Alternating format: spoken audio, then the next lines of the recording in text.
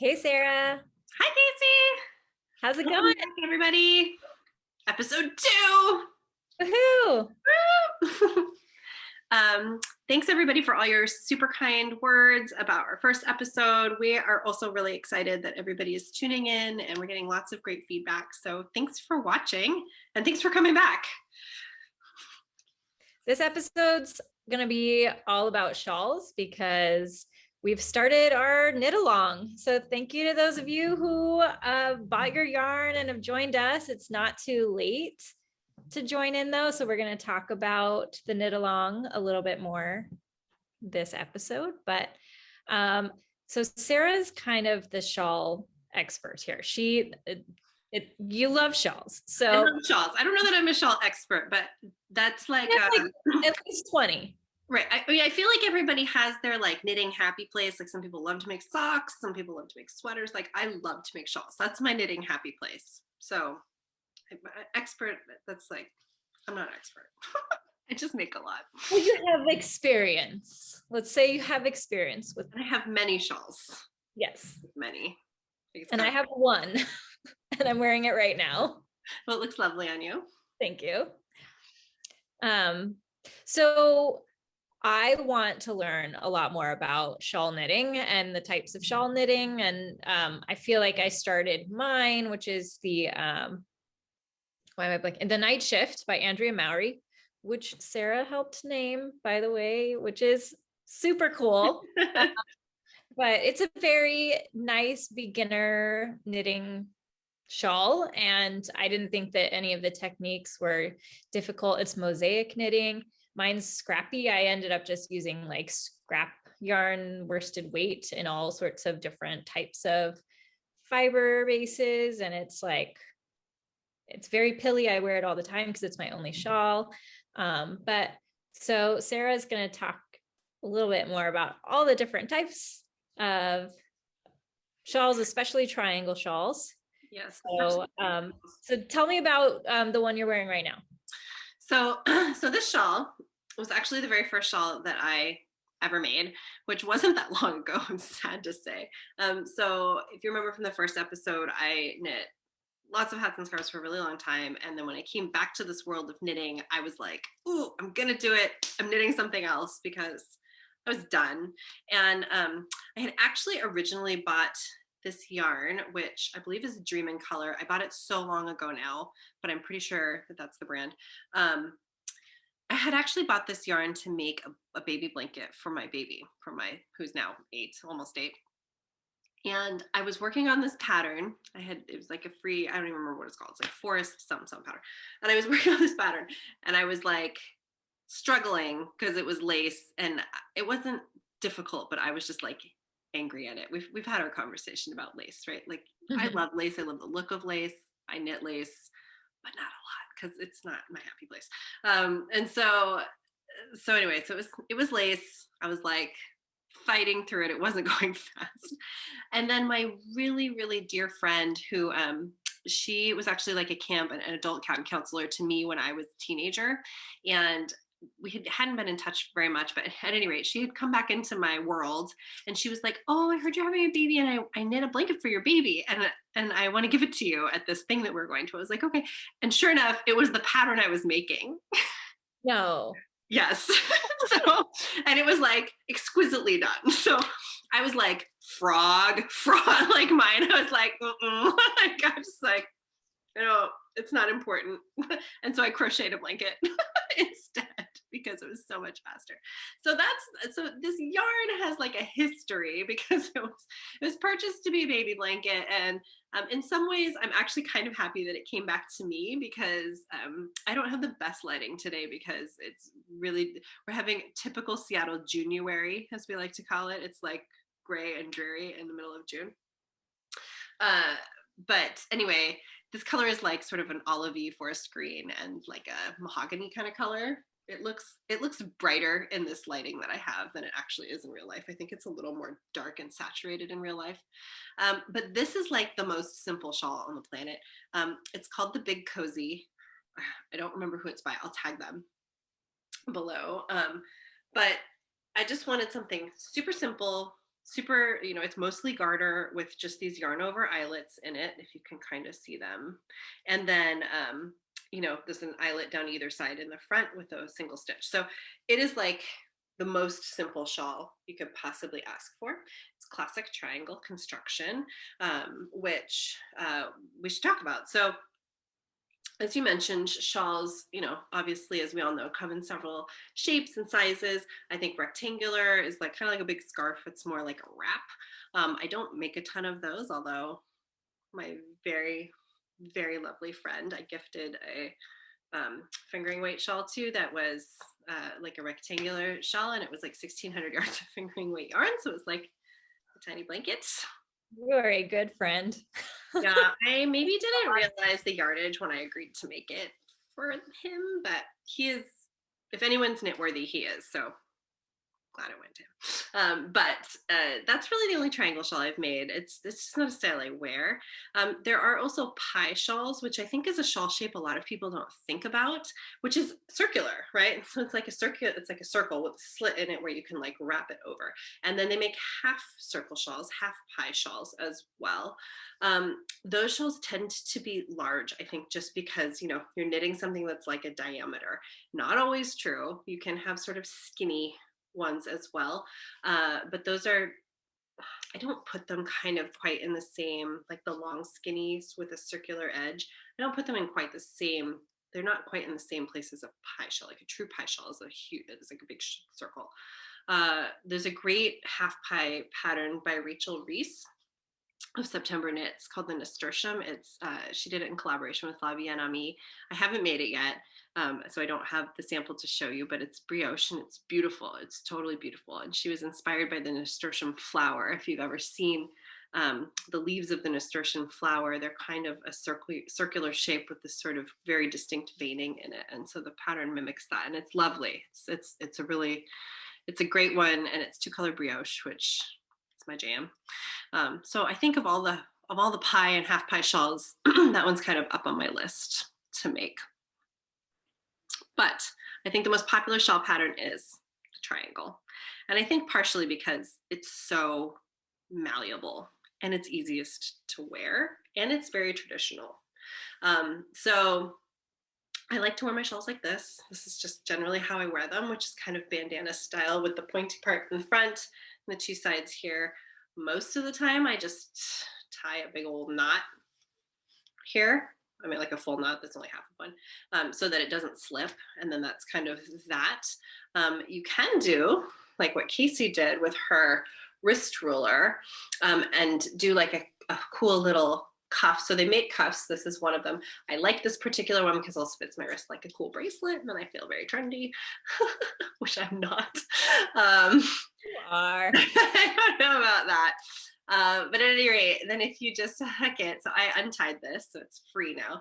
And if you just hook it here, especially if you have bulkier weight shawls where it really fills up the cuff, now it will just stay. And you have kind of a cool looking accessory, you know, like it makes the shawl have a slightly different look with the little leather piece there.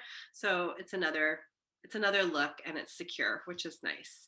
I think one of the prohibitive things I've heard about people trying to style shawls is that they don't know how to do it, and then they fall off, and then they just don't wear them, which is frustrating. So for me, either the cuff or knot is definitely, you know, key to that kind of thing. Of course, you can also style it just like a regular old shawl, you know, old school way. I think it's making a comeback. That look is making a comeback, I think. I think it is making a comeback, and you know, for like dresses and stuff, especially, or just if you're like out at the beach or whatever, like this might be, you know, more of a summer look. Putting it around like a bandana might be more of a winter look where you're going to wear it for longer. This might be more of like I threw it on because I got chilly. And they do make all sorts of really cool, you know, clasps and brooches and things that you can put here, of course, to fasten it. My favorite one, which I think is attached to some shawl somewhere in my bin, is it's actually just like a metal spiral piece, and you just hook the end of the spiral through and you like twist it until it's like, you know, the spiral piece is in the middle, and then it just stays. And it's really nice because you can move it from thing to thing easily. It's not invasive. It doesn't have a pointy bit. My son likes to come snuggle me, and I always worry that that pointy bit's gonna stab him. I mean, I don't know. People out there who wear shawl brooches, do you stab your kids with them? Inquiring shawl wearer wants to know because that kind of freaks me out. But yeah, so classic triangle shape is this one, you know, and the way that you accomplish this in design, not that we are designing right now, but is to increase evenly at the end, at both ends, and on both sides of the center. So for this shawl, it had an increase here at the end, it had an increase on one side of the middle and the other side of the middle, and then at the other end. And you end up with this very symmetrical shaped shawl. This is the type of shawl that we have in the pressed flower shawl, which we're doing for our knit along. So there is an increase at each end and then along both sides of the middle in the shawl that we're making. So this is classic triangle shape is the one that we're creating with our knit along pattern. Just a couple of examples also. Oh yes. The Westerly shawl. This is another, we mentioned the Nasturtium by Rachel Reese. This is another one of hers. It's got these really fun bobbles and these fun sort of loopy stitches. I don't know if you can see them, but they're all fringy. Hers is in this gorgeous white yarn, like undyed, beautiful yarn. This is Cascade 220 that my son lovingly picked out for me for Mother's Day or my birthday or one of those occasions. This is also a classic shape, but as you can see, the wings are really long on it. And you get that by increasing faster on the ends than you do in the middle. So there's lots of ways to manipulate this classic shape, but it's still symmetrical, right? It's the same on both sides. This is a fun one. Yeah, that one's next in my queue after the pressed flower shawl.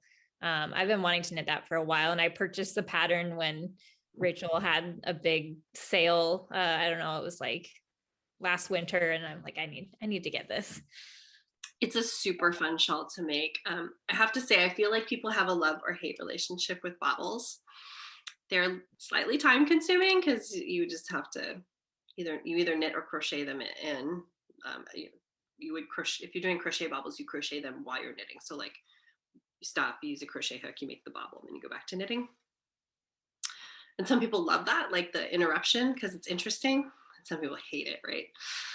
They are time consuming and they do eat yarn. That's the other thing. They eat yardage, but I like them.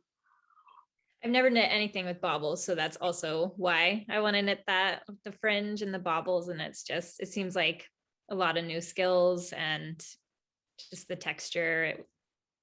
And I love your color, the really fun bright purple, but I think I would want to knit mine in like just like a creamy light color. Maybe it's because of like the way that Rachel modeled it on the cover. But I know, it's so beautiful. That exact one. That the yarn that she used is really, really dreamy too. It's fluffy and just it's a good yarn that she used. I forget what it is. Yeah, I kind of imagine, like I went with this color because my son was so excited to give it to me. Purple's one of my favorite colors. It used to be my most favorite color. I think now I have more of a range, but he was so excited to give it to me. But I think if I was gonna pick color on my own, I would make it in sort of like a light gray color. I think would be really pretty in a light gray. Let's see. Okay, I pulled this one as well. So this is also actually a really new, fairly new pattern. I'm gonna 100% botch the name of this, so I'm just gonna write it out down here because I don't think I can pronounce it. I believe it's the name of a song. Maybe Annie will comment and fill us in. But this is a shawl, fairly new design shawl by Annie Haas of This Bird Knits. And it's also a symmetrical triangle. But if you'll notice at the bottom here, it's got kind of a rounded piece to it. And that's partially because this wide panel in the middle, so where the increases are is on either side of the panel. So this is what happens when you have a panel in the middle, as opposed to just that one stitch like this one, is that you end up having just sort of this really wide base, and then it can allow for this sort of more interesting rounded shape to happen. This shawl is great. It's if you ever want to try double knitting, this has the panel in the middle is double knit, so it means that it's the reverse on the other side, and it's made with mohair in it, held double, so it's really super soft. The yarn for this is Sugarplum Circus. as well. Of course, in colors Fox, that's the sort of orangey, and Driftwood is the other sort of more neutral color. Two of my favorites. Driftwood, I think I've made like 5 projects with Driftwood in it. I swear, it's one of my most favorite neutrals. It's a good warm neutral. I like it. So there's that one. And then, do you like this? My show and tell is really extensive today. I love it. And then I wanted to pull a mosaic shawl. So this is the Courage Shawl by So Very Shannon. I have to say, she has been a little bit on hiatus on Instagram, and I just saw there was like a new post from her a few days ago, and she's got like a new shawl pattern on her needles, and I'm so excited about it. I can't wait to like see what it's going to be. It looks amazing. But this is the Courage Shawl. This is knit in Kelborn Germantown as the solids, and then Spin Cycle Dream State, which is both worsted weights. This one is mosaic knitting, and I like this as an example because I think people think all different things when they think mosaic knitting, but this is an example, I think, where the mosaic knitting is not all the way through, and so it does have these pieces where it looks sort of like color work, right? Except that it's raised, so you wouldn't really mistake it for color work, and but you can kind of create that illusion just by using slip stitches, which is really fun, you know. And then you have these like little hatches here, and then, you know, you can do some sort of pieces here. So the Pressed Flowers shawl does use mosaic knitting to create the flower motif. So I just wanted to sort of bring another mosaic piece as well. Of course, the Nightshift, which you're wearing, is also mosaic knitting, and I brought its little sister or brother, I guess, the Shift Cowl, which is a great piece. It's not really a shawl, so, you know, but you do knit it flat and then seam it in the back. But because it's seamed, it is really easy to wear, which I love about this. In fact, I kind of feel like if people are into this knit along thing, we should do a Shift Cowl knit along. It's great because it's a relatively small project, so it's easy to bring along with you. This is 3 colors of Spin Cycle. The original is also Spin Cycle, but I've seen it done in many other yarns as well, and it looks beautiful. But look, you just put it on. It's awesome. Like it's so easy, and like you just, it always looks good, you know. So yeah, I have a story of I was waiting to be seated at Ivers in Mukilteo, and I was wearing this, and there was a woman in line ahead of us, you know, like putting her name down or whatever to go in, and she was wearing the shift, and so we instantly were like, oh my god, I love your cowl, I love your shawl, oh my gosh. And then like, you know, added each other as friends on Ravelry, and like, and that's what's so fun about the knitting community. But yep, that was my shift experience in the wild, seeing someone else in the wild. Yeah, you run into all the good people. I think I'll do it. It's just like random, but that's why it's the best. I agree. I did one time see somebody like way off in the distance wearing a Sunset Highway by Caitlin Hunter, and I had to like resist the urge to like run across the street and be like, hey. Yep. But I didn't do it. I thought that was like a bit much because she was like really far away, and would have been, that was like maybe pushing the boundaries a little bit. Okay, so then those were all straight triangles, which again is sort of the sheer symmetrical triangles, which is the shape that we are working with for the Pressed Flowers knit along. I do want to mention that there is, well, I don't really want to go into a lot of depth about it because you could talk about shawls and shawl construction for like hours and hours and hours. Just remember that there is multiple ways that you can cast on a shawl. So you can cast on a few stitches and grow, or you can cast on all the stitches, either at the top or on a side, and then get smaller.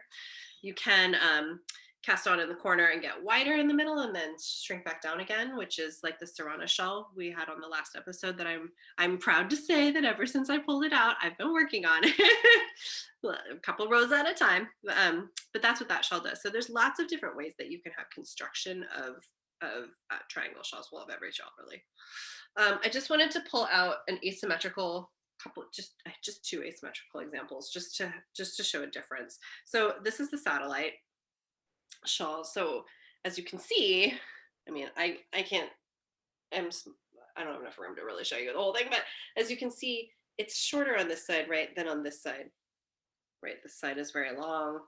Here's the point down here, and then this side is much shorter. So this is an asymmetrical shawl where the point is off center.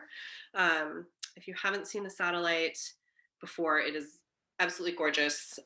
It's one color in the background, which is the green, and then it's 3 colors of Surrey. So this has like a light and a dark gray, and then the purple are all Surrey, which is really super soft and fluffy.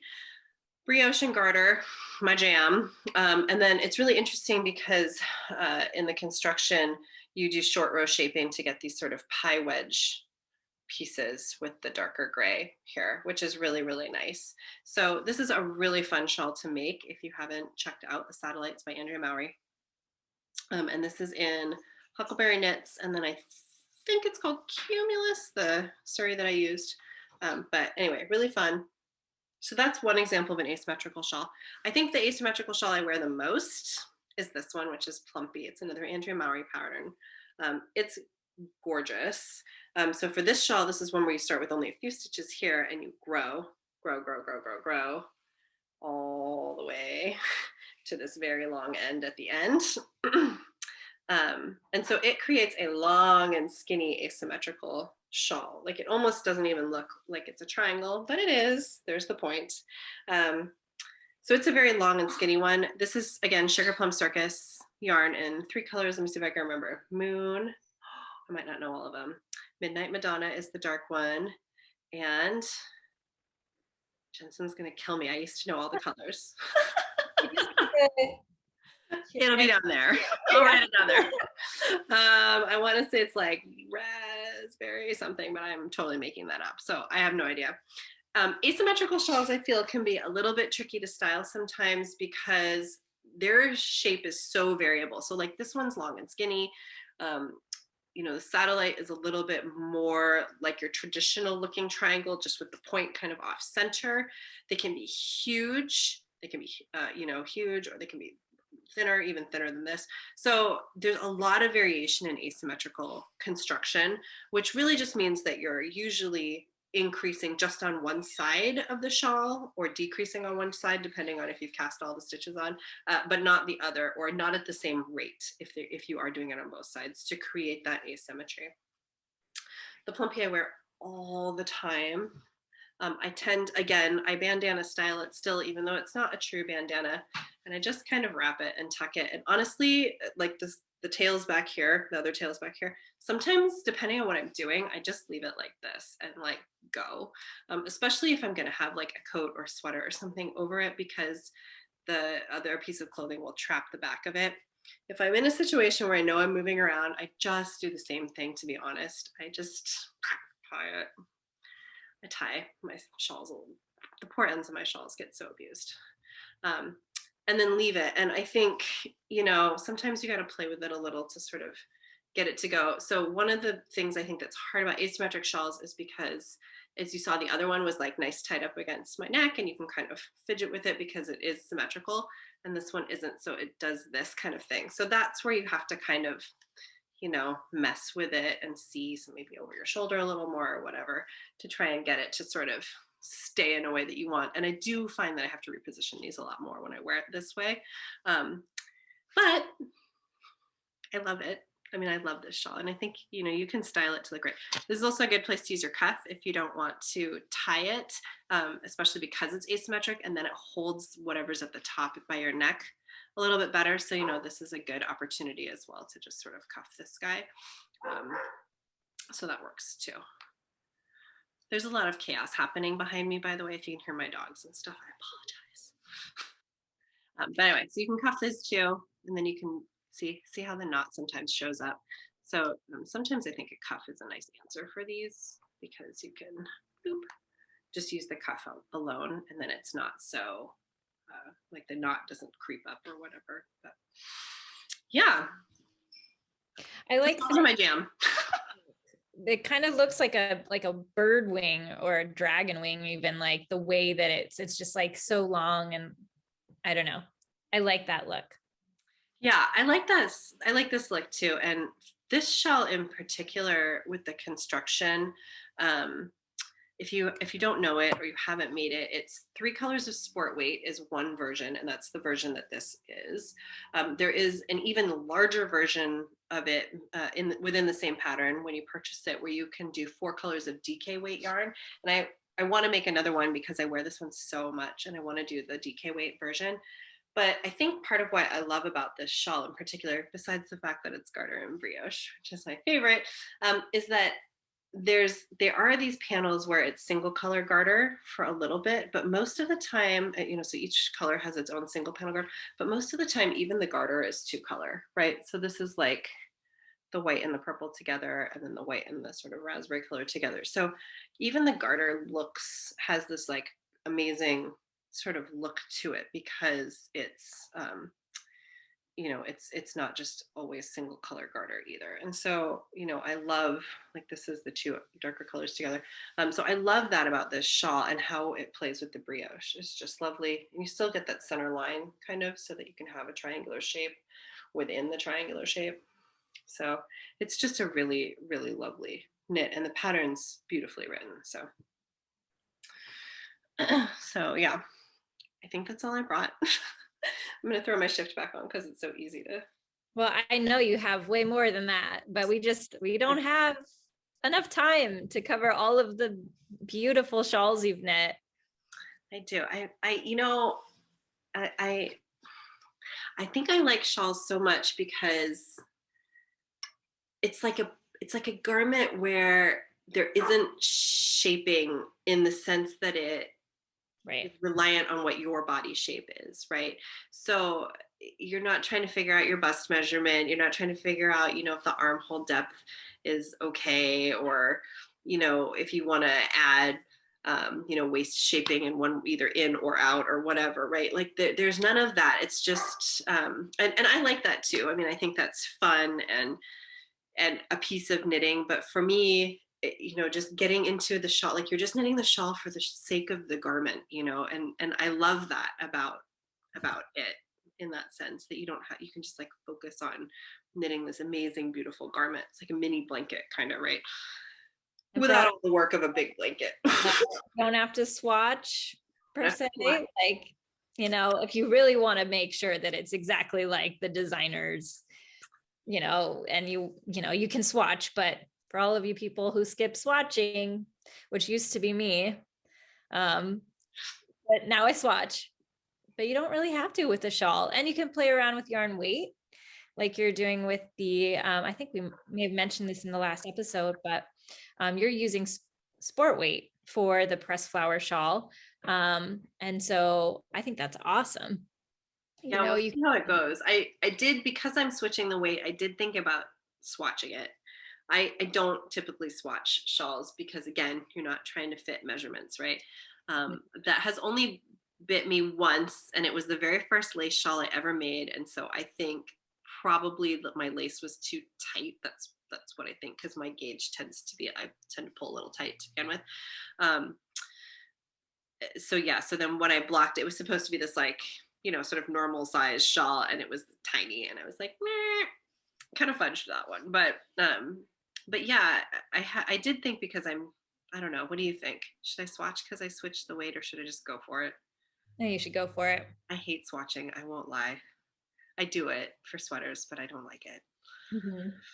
Except sometimes if I've knit enough patterns by a designer, I stop swatching.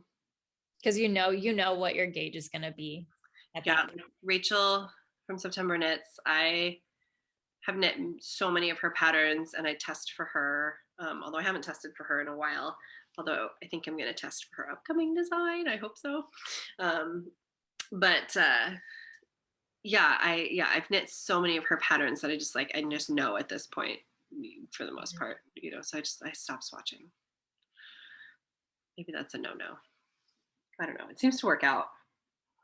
I mean, you could even, like, if it's the same designer, I don't know if this is like a crime to say this, in the knitting world, but like you could just like refer back to your swatches from before if it's in the same yarn, it's the same material, right? If you're using the same yarn that you use, maybe 100%. different.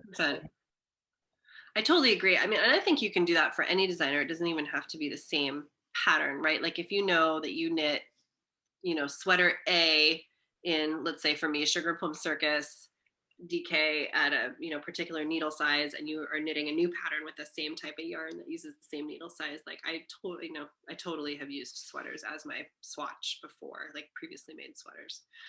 Absolutely. Yeah, I think that's very true. And very fast, which is kind of nice. So yeah, well, I'm excited to see everybody's shawls. Yeah, we were talking about what'd you call it? Well, I have the wrist ruler, and yours is the cuff, the shawl cuff. Shawl cuff. I forget what it's called. And we mentioned this last episode, but we're giving away a wrist ruler, not this color. It's a gray color. But that can be used in tandem with your shawl. That's right. So if you haven't picked colors yet and you think you might win the gray one, maybe you want to coordinate. So details for the knit along. It kicked off on the 15th.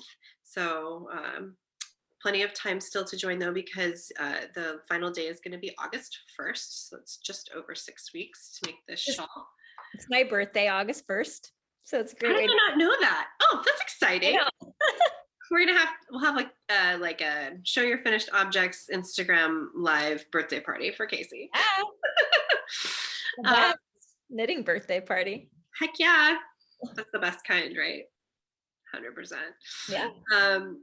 If you haven't purchased the pattern yet, it is the Pressed Flowers Shawl by Amy Christoffers, otherwise known as Savory Knitting. I'll put her link below, and I'll put a link to the pattern below as well. It calls for 2 colors of DK weight yarn in contrast to create this, I don't know what you can see it, but it's like beautiful little flowers. It's a mosaic technique, so similar to the Courage or the Shift. It's a mix of slip stitches and knitting stitches. I think the only really sort of special technique that I saw skimming through the pattern is the cast on. Cost for provisional cast on, which could be a new technique for you. There's lots of good tutorials on provisional cast on, as well as the pattern's very well written, and she explains it really well. But yeah, it's a really beautiful shawl. It's in that classic symmetrical triangle shape, and it seems highly wearable. That's my favorite shape to wear. I think it's the easiest to wear, as we've already talked about. So I hope that you will join us. We do have prizes. We're giving away sort of like a notions bundle and then some yarn. We might add some things to it as we go along this summer as well to the prize packs. To be eligible for the prizes, you can do one of 2 things. If you have Instagram or you're on Instagram, this is the majority of the way that we're going to be tracking is on Instagram. So just make sure that you post your finished object by the end of the day Pacific time on August 1st, and make sure that you tag us at Apothecary Knits and use the hashtag apothecaryknitsKAL for knit along. And as you're posting, as you get progress pics or pictures of your yarn or things like that, please post those and use the hashtag as well so that we can find you and see what everybody's doing. We wanted to have an option for people if they're not on Instagram. So we do, we do have an email address. We don't really use it too much, but we have it. So if you want to email us a picture of your finished object, again, before the end of day Pacific time, so that's like 11:59 p.m. for all those people who need specifics, Pacific time on August 1st, you can email it to helloapothecaryknits@gmail.com. I'll put it down there as well so you can see it. And yeah, and I think if you, if you want to, if you don't have Instagram, that's probably the best way to do it. Also, we'd like for you to subscribe to our YouTube channel and follow us on Instagram if you have that account in order to qualify for the prizes. So yeah, and all this information's on Instagram as well. So excited to have you guys around. and joining us. I've already seen some yarn combos come through that look really delicious. So I'm excited for that. Yeah, my friend Alex, who's getting married this summer, is doing a like creamy white as the main color, and then like a purpley wine variegated color contrast. And she said it was her excuse to buy more yarn and knit something. But like you said, for the summertime, like if she gets cold, you know, her wedding night and like her dress, she can put it on, and so that'll be fun. That's going to be so pretty. I love that. Fun. Well, I dug out another whip because I have so many.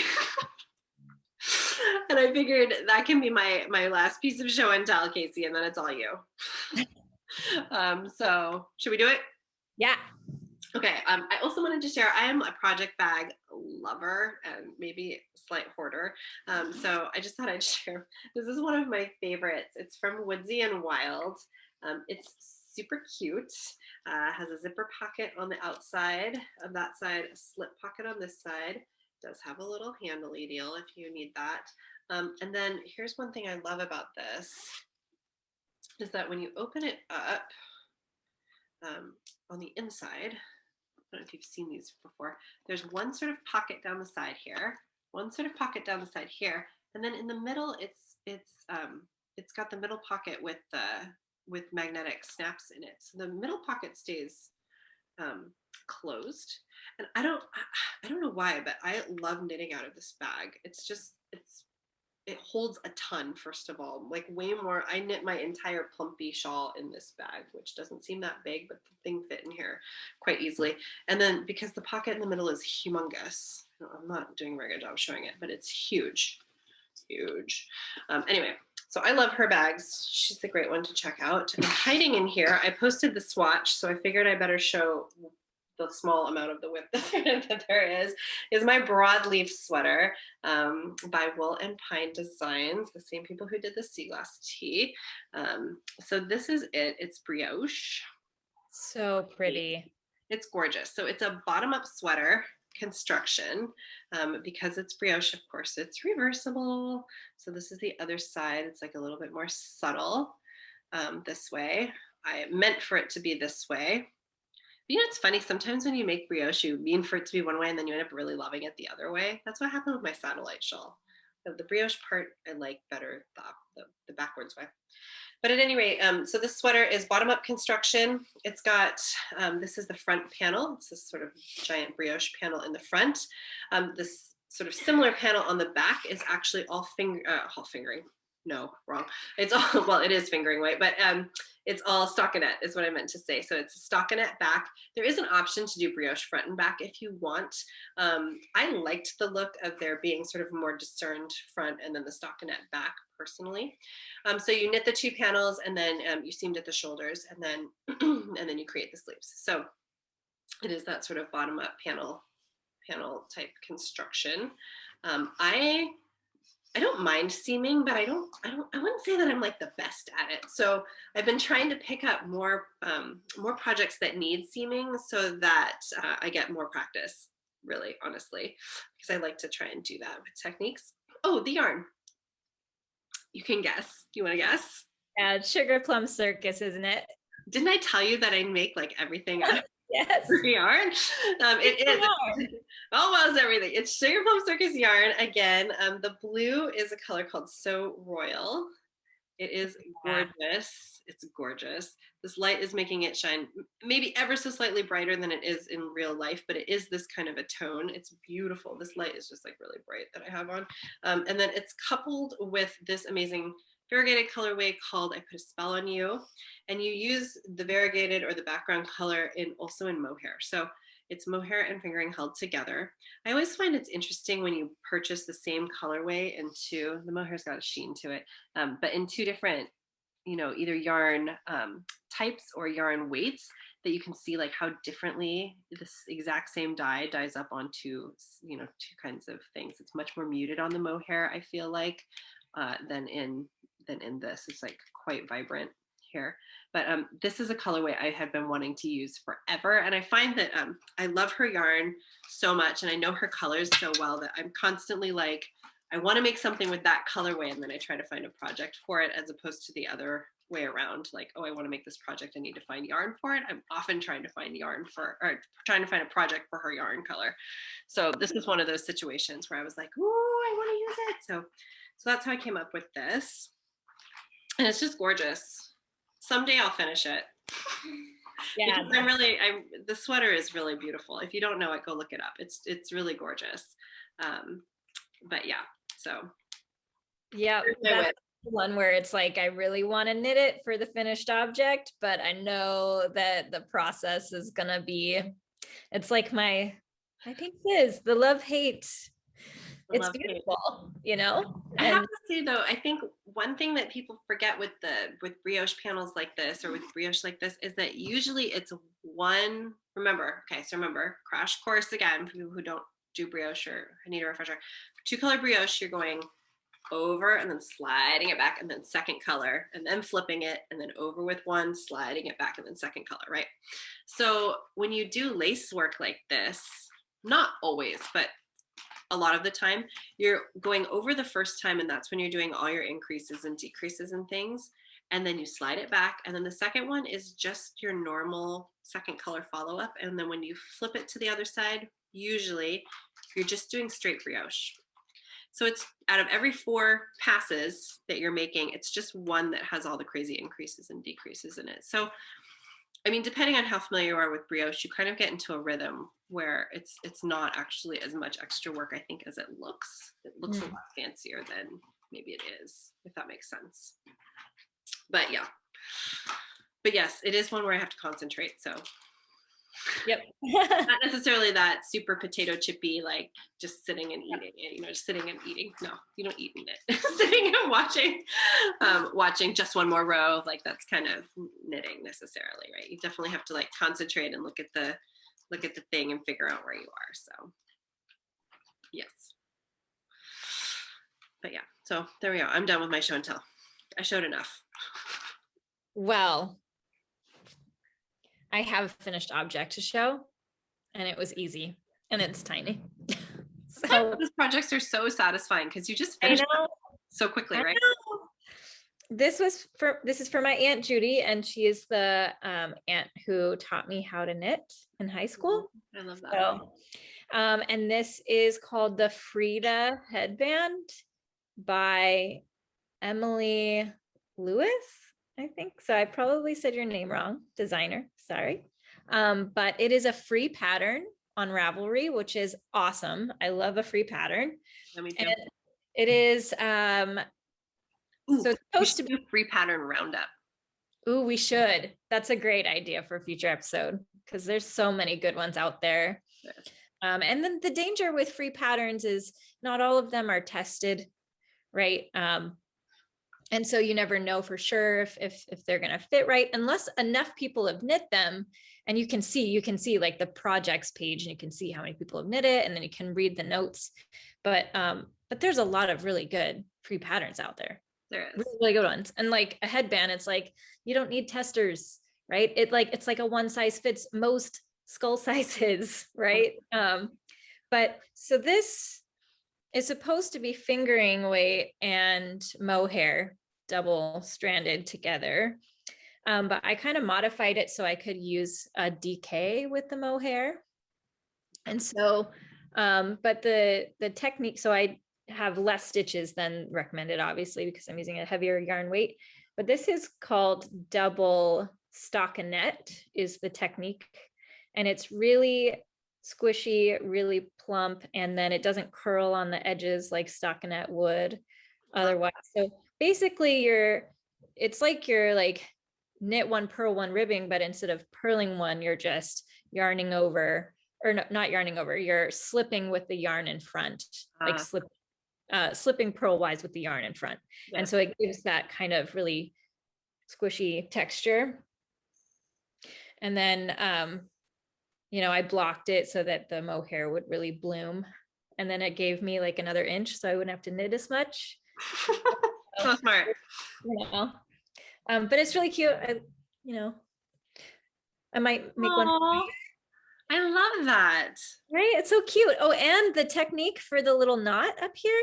So you knit like one long rectangle, right? And Yes. so imagine my hands are like the width edge of the rectangle, right? And that's flat, but then you fold it in half on each side. And then those two half folds you link them together like this and squish. And then you sew all that up and then flip it. And then, so the flipped side, so this is like the wrong side is where I sewed it up, those pieces. And then flip it, and then it gives that little crisscross look. And it's really easy. It's super cute. And it's like you can make two with, well, probably, I don't know, we'll see. I haven't actually measured the yardage, but yeah, you can probably knit two with the product that you buy, the yarn that you buy for it. So I like it fluffy like you did it with the DK, like a little more weight right to it. It's cute. It'd be like a good, like easy winter accessory, I feel like, when you don't really need a full hat. Yeah. Cute. Or if you have a ponytail, I guess I could maybe style it, but I like to wear knit headbands with like a ponytail. Oops, except I don't know what I did with my hair tie, but you can see how that would be cute. No, you can't, because where did it go? I swear I had a hair tie earlier because I had it. I think my hair ties always disappear, but look, now I don't need one. Yeah. Isn't that the truth though? You buy a pack of hair ties and then like 6 months later, you're like, how did I lose 30 plus? I totally agree. Or they've all like broken at the edge where they're like supposed to be together. Yeah. That drives me crazy. Although I have to say, okay, on a tangent, everybody tells me that like short hair is supposed to be so easy and I have to like style this now every day. I have to like straighten it or it looks crazy or whatever. No. We have an intruder. We have an intruder. Husband's home from work. But I have to say, like, okay, girls or humans, not even whoever with short hair or shorter hair, like, help me. What products do I need? Like today I put in like hairspray, I straighten it, I put in hairspray, and then I put in like sea salt spray, and then I put in pomade, and it still is like kind of flat. Like I want it to just have like a little more oomph. I don't know what to do with it. Oh, I think it's super cute. Public, help me. Help, what products do I need for my new haircut? I don't know what to do with it. Post it in the comments. Yes, please post in the comments or like shout me out on Instagram or something. Like Sarah needs help with her hair. Bad. I don't think so. I think it's super cute. Thanks. Well, I feel like I'm using 3 products or 4 products when I could maybe just use one that I don't know about. You know what I mean? So I need that help. I need that help. Help me. I digress. Okay. So my whip, my husband who just walked in and made the weird face in the window.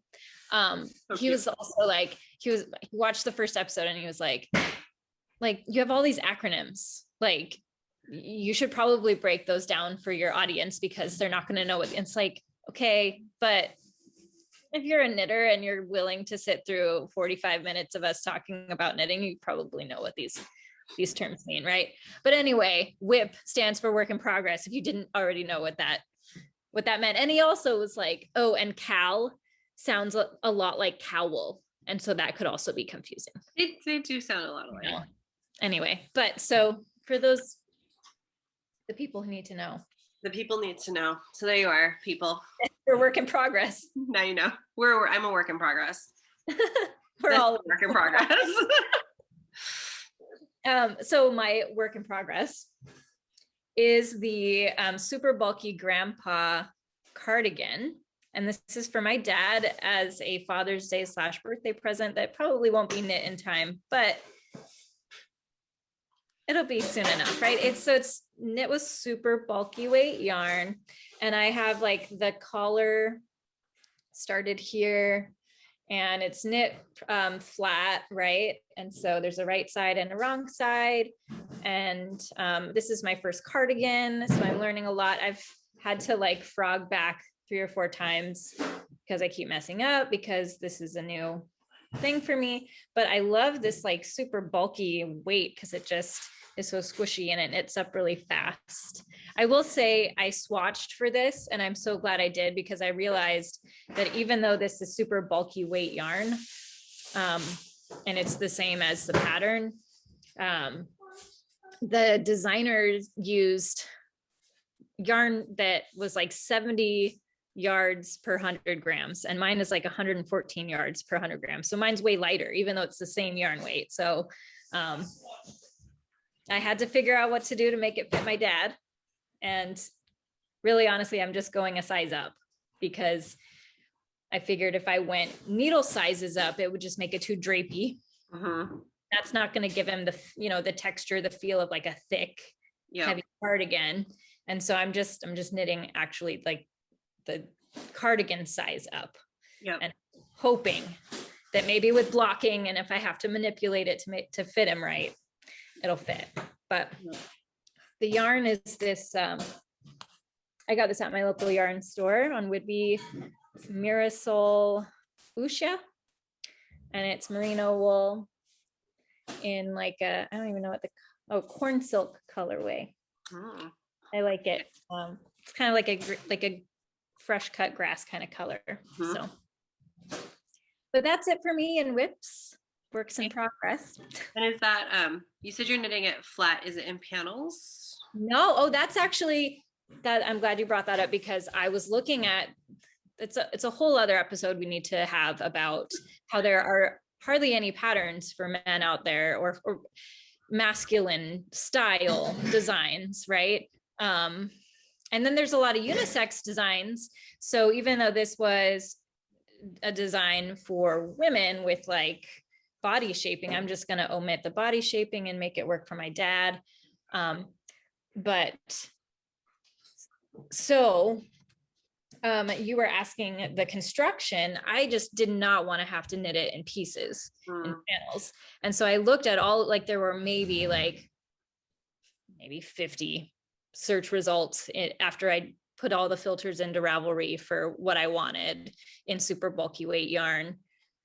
And so what did come up, a lot of them were in pieces, a lot of them were bottom up construction. And I, as I said before, I don't like bottom up design, or it's not that I can't, it's fine, but I really was like hoping that there'd be a top down and there would, you know, so this is a top down all together seamless construction, which, you know, I have seen a lot of notes in the project pages that other people have knit. I've seen in the notes that a lot of people couldn't get gauge. So they ended up doing just what I'm doing, is they either went up a needle size, but then that affected the drape, or they just went up a size. But I think that the ease of mind that the construction is pretty straightforward is what sold me on this for my dad. So I think, you know, I feel like this is the first few episodes we keep talking about future topics, but I think talking about how to get sweaters to fit well, or trying to figure out like, here's my bust size or chest size, you know, if you're if that's the measurement, and like how do I now translate that into picking the right size of my sweater, picking the right, you know, needle size relative to the yarn that I've chosen to make sure that the sweater fits great for me. And I think there are lots of things to take into account, you know, which is part of why swatching is important, even though not everybody loves to do it. I certainly don't love to do it either, but I do it. And I hate that it wastes yarn, and I hate that it takes my time. Like usually I'm so excited, I just want to like cast on the project, you know, but there is something about that, right? Because your gauge is going to help to tell you, is the yarn going to, you know, if you go up in needle size, is the yarn going to be is it going to be too drapey? Or maybe you like the extra drape for that particular look, right? So if you're making a very structured jacket looking cardigan, or, you know, something like the Waves of Change jacket, which is more structured, you don't want something to give drape if you go up a needle size. But then if you're knitting like a, you know, like a more summery kind of a teen knit, then maybe you like the extra drape, etc. So it's an, you know, and then how do you manipulate the pattern? Do you go up a size in the pattern? Do you change your needle size? do you bag the yarn and just like pick something else because you just are frustrated about it? Where's that line? And I think pattern manipulation in that way is something that a lot of people are scared to do, or can't even think about like, how do I approach that? Or maybe you want to do yarn substitution. Maybe you want it to be drapier, or you just really hate fingering, so you want to knit it in sport, which is a slightly heavier weight. So how do you do that? Like, how do you translate that change then? So I think too much for today, but I think this is something that we should definitely talk about in the future, because there's just so many interesting things about it. Sorry, now I've ranted about it as if we're going to discuss it, but we're not. No, I think we should. We have a very long list of episode subjects, which is good. I know. In fact, to that end, like we've mentioned several things, but if there's things that people are excited about, drop it in the comments below. We look at all of those. So if there's something you want us to do sooner rather than later, or something that's, we haven't even mentioned that you think is really interesting, like we're interested to hear. So please feel free to reach out. Let us know what you guys want to hear about. We're excited to talk about it. So yeah. All right. I think that will just about wrap it up for this time. Hope you had a great time hanging out with us again. And we'll see you in the next episode. All right. I'll see you then. Take care, everybody. Bye, Sarah.